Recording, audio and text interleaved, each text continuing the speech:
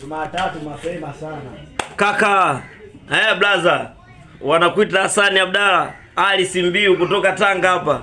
Nakubali sana fundi wa hivi. Wenye D2 wananielewa. Sasa mdogo wako huko Kayatimba. Sikaingia kwa mjomba kazikuta zile nguo za madoa. Mdogo wako kapita nazo kavaa na tamba pale Kariakoo bwana. Wanajua miendo ya wale watu wakamkamata. Kaka, kesi sasa kwa ngumu huku. Mdogo wako mpaka dakika hii yuko Central.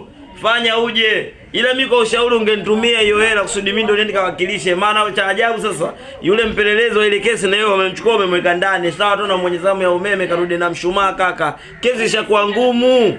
Nisikilize mimi.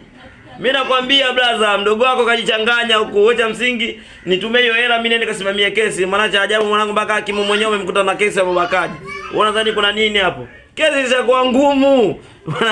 Umeona hapo ndugu yangu? Sasa sikiliza maajabu alienda kutokea pale. Mkoa wa Magereza ndio kwenda kwa mwelekezi mahakamani kawa wakili. Unaona kuna nini hapo? Mambo yashabadilika huko kaka, fanya uje.